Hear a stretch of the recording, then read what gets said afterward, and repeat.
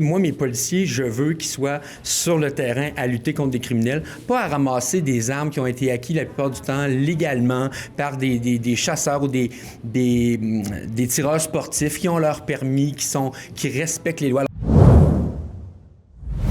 Alexandre Lavoie pour Rebelle News et je me trouve présentement au manoir du Lac-de-L'Âge pour couvrir le congrès du Parti conservateur du Québec.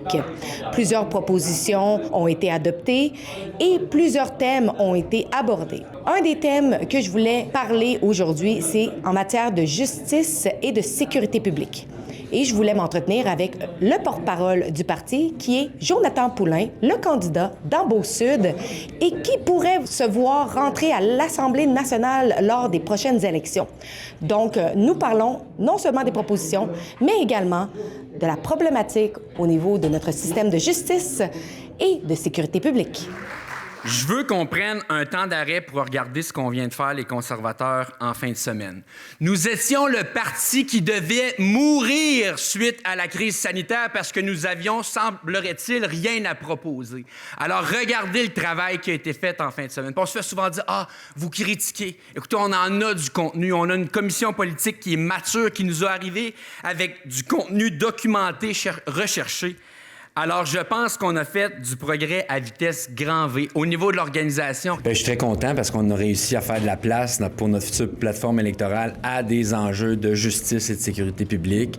Les membres ont adopté aujourd'hui en congrès des propositions qui vont venir renforcer les budgets qu'on donne à la police puis tout le corps policier pour qu'ils puissent lutter efficacement contre le crime. On a adopté des mesures pour lutter contre les crimes à cravate, les crimes à caractère économique. Alors, je suis très content qu'on ait des éléments concrets de la plateforme électorale pour la prochaine élection qui s'en vient. C'est ce qu'on a pu voir, que vous aviez un expert, justement, qui a aidé à amener ces propositions-là, qui est le sénateur Boisvenu. Au cours des dernières années, l'augmentation de la population carcérale au Québec est assez inquiétante. De 2018 à 2024, l'augmentation est de 48 %. Également, le taux de réincarcération au Québec est de 70 % et le taux de retour d'un criminel dans une prison provinciale est de 8 fois.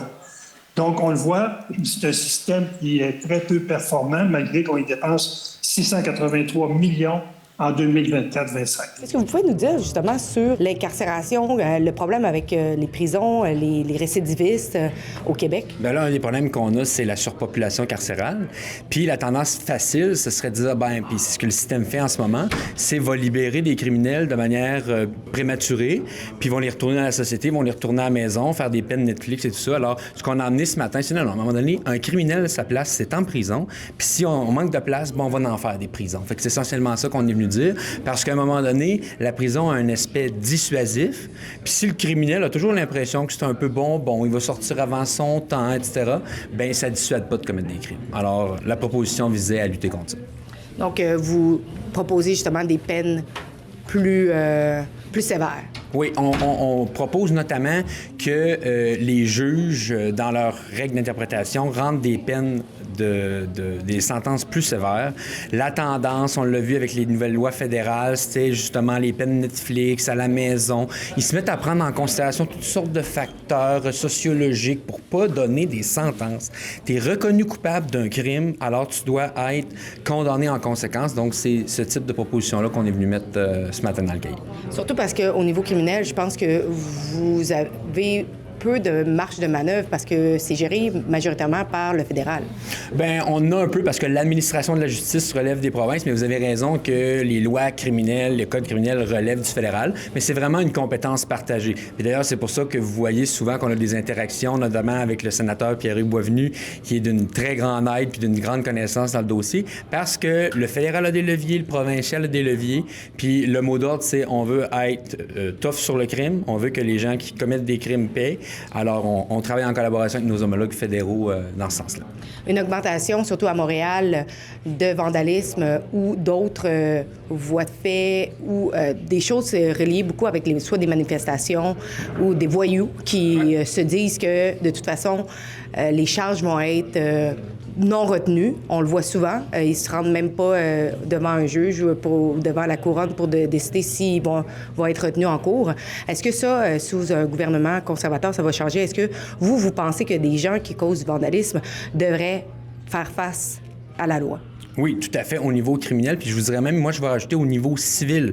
Pas juste une amende ou peut-être même d'aller en prison. Tu as commis des dommages aux biens publics, tu devrais recevoir une facture puis payer, dédommager l'État puis les contribuables pour ce que tu as vandalisé, qu'est-ce que tu as brisé. Je suis contente aujourd'hui qu'on le lance rapidement pour que au mois d'octobre, on puisse dire mission accomplie. Ces armes-là ne seront plus dans nos rues. Pour nous, c'est important que ce programme-là soit négocié.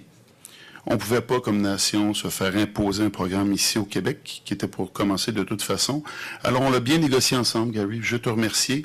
Il y a des conditions qui étaient importantes pour nous. Premièrement, c'est la Sûreté du Québec qui va être en charge du programme ici au Québec. Parlons justement du programme fédéral pour désarmer les Canadiens, mais seulement les armes légales. Ça fait un peu partie aussi de la criminalité, de la sécurité publique. Qu'est-ce que vous pensez de ça, justement, que le Québec soit la seule province qui ait embarqué à justement faire appliquer le programme de confiscation des armes au Québec? C'est incompréhensible. C'est vraiment un mauvais programme. C'est un mauvais programme. Toutes les autres provinces canadiennes ont décidé qu'elles n'allaient pas embarquer dans le programme. Le Québec, qui est souvent plaide de l'autonomie, puis il embarque là-dedans de manière un peu servile, puis on le sait que ça va être de la merde, là. Ils viennent de faire un projet pilote dans les Maritimes, puis ça a été un flop total. C'est un programme qui ne sera pas déployé de manière pan-canadienne. On ne touche pas à l'enjeu des communautés autochtones. Les budgets qu'ils ont mis, c'est ridicule et ça inclut la masse salariale, c'est-à-dire les policiers qui vont payer pour aller collecter ces armes-là. Là. C'est pas juste le montant de remboursement. Donc, clairement, ils n'ont même pas mis assez d'argent sur la table. Puis, moi, je m'excuse, là, on vient de parler d'augmentation de la criminalité. Moi, mes policiers, je veux qu'ils soient sur le terrain à lutter contre des criminels, pas à ramasser des armes qui ont été acquises la plupart du temps légalement par des chasseurs ou des tireurs sportifs qui ont leur permis, qui respectent les lois. Alors, c'est un mauvais programme et on comprend pas pourquoi le gouvernement du Québec embarque là-dedans. En tout cas, nous, clairement, on ferait comme nos confrères des autres provinces puis on n'embarquerait pas dans le programme. Parce que la vaste majorité des crimes qui sont commis avec des armes à feu, c'est des armes provenant soit des États-Unis et qui sont acquises illégalement. Mais il semblerait qu'ils ne semblent pas vouloir attaquer les armes illégales. Ils s'en prennent en fait aux détenteurs d'armes légales. Exactement, mais vous venez de le dire, là. On est dans un régime où c'est des gens qui ont une arme tout à fait légale avec les permis, qui est entreposée selon les règles et conforme et tout ça. Puis là, on va dépenser de l'argent puis de l'énergie là-dessus, alors qu'on sait très bien que les armes rentrent à la pocheter, par exemple, sur la réserve de Kwasasne, puis on fait rien. Puis c'est pas des armes légales, là. Alors, on met clairement pas nos énergies aux bons endroits. On est dans la parure pour avoir l'air de faire quelque chose, mais c'est des mesures qui vont avoir aucun impact sur la diminution de la criminalité. Monsieur Duhem, puisque vous êtes en compagnie de votre porte-parole de sécurité publique, oui. Je voudrais vous entendre sur le programme du fédéral sur les armes à feu. On sait que la plupart des provinces se sont déjà exprimées qu'ils n'allaient pas embarquer avec ce programme-là. Le Québec est la seule province qui a dit que oui, effectivement, qu'il allait embarquer pour confisquer les armes à feu. Je veux vous entendre là-dessus. Bien, écoutez, je l'ai dit dans mon discours, on est un parti autonomiste. Vous voyez qu'il y a beaucoup de provinces aussi autonomistes que le Québec. Il y en a de plus en plus au Canada. Pour nous, c'est pas au gouvernement fédéral à dicter ce que la province doit faire. Les autres provinces se sont toutes retirées. C'est bizarre parce que historiquement, c'est le contraire. Hein? Dès qu'il y avait on appelait ça le opting out, dès qu'il y avait un droit de retrait, c'est toujours le Québec, normalement, qui était la première province à se retirer. Là, on a des programmes où le Québec est le seul à rester avec des programmes fédéraux. Je trouve que ça manque d'ambition comme autonomiste québécois. Sur le fond de la mesure, bien, écoutez, moi, ce que je dis, là, c'est que, on l'a toujours dit au Parti conservateur du Québec, là, pour nous, fondamentalement, le problème, c'est la criminalité. Puis vous avez vu aujourd'hui que le sénateur Boisvenu était là pour me présenter des propositions. Jonathan aussi le fait au niveau de la sécurité publique. Pour nous, c'est accentuer les lois, la loi et l'ordre. C'est ça qui est notre priorité, bien davantage que d'attaquer les chasseurs ou les propriétaires d'armes à feu. C'est-à-dire que le registre il attaque. Ce que je dis, c'est que l'objectif, là, ça devrait être de réduire la criminalité. Et pour nous, ça passe par des mesures fortes comme celles qui ont été adoptées ce week-end, bien davantage que de commencer à embêter là, les honnêtes propriétaires d'armes à feu. Est-ce que vous pensez que justement la Sûreté du Québec devrait s'attaquer davantage justement avec les armes qui sont traversées à la frontière avec les États-Unis? Tout à fait. Tout à fait, mais encore là, je me porte un peu à la défense de la Sûreté du Québec quand tu as un gouvernement qui envoie des commandes de restrictions budgétaires, puis que là, tu as des gens qui commencent même à penser à fermer des postes de police en région. Là, on est à côté de la traque. Là. Alors, il faut aussi financer adéquatement nos corps de police pour qu'ils puissent lutter contre ce type de criminalité-là. Jusqu'à maintenant, est-ce que vous êtes content, satisfait du Congrès? Oui. Je suis vraiment content. Les débats sont rigoureux, sont sérieux. Puis tu sais, nous, là, on était le parti qui allait mourir suite à la crise sanitaire parce qu'on avait supposément rien à proposer.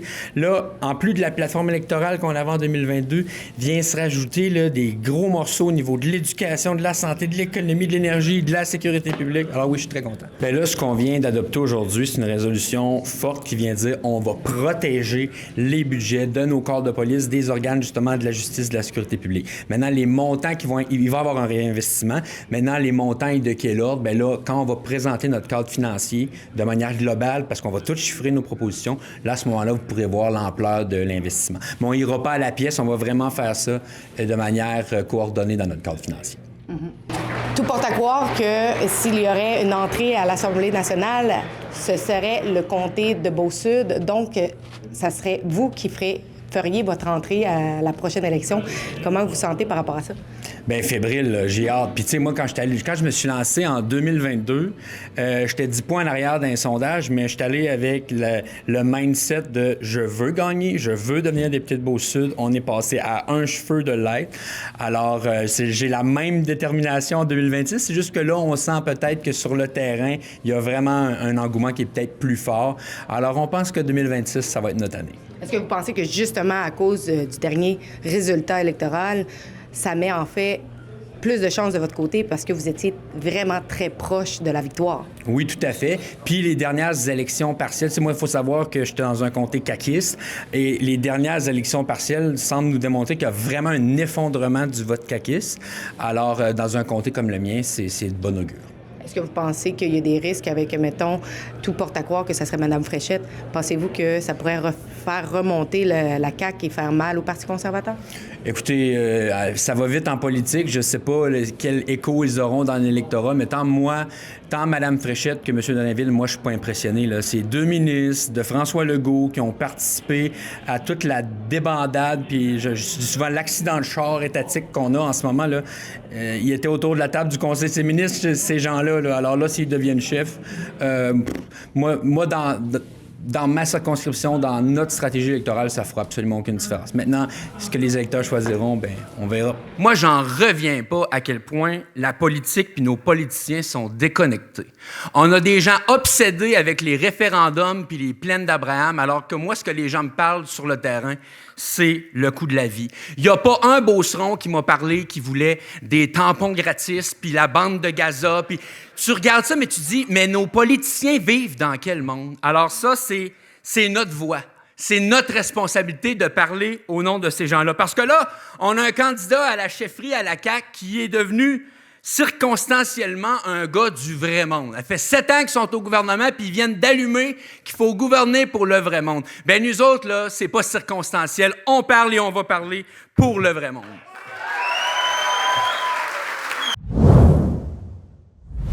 Merci d'avoir regardé. J'espère que vous avez apprécié. Nous avons abordé le sujet du programme de rachat ainsi que le programme libéral de confiscation des armes à feu des détenteurs d'armes à feu légales. Si vous êtes également en accord que nous devons arrêter ce programme qui est non seulement une violation des droits des détenteurs légaux d'armes à feu, vous pouvez aller signer notre pétition à endsofourgun.com. Signez la pétition parce que nous allons la livrer à ceux qui nous gouvernent au Parti libéral.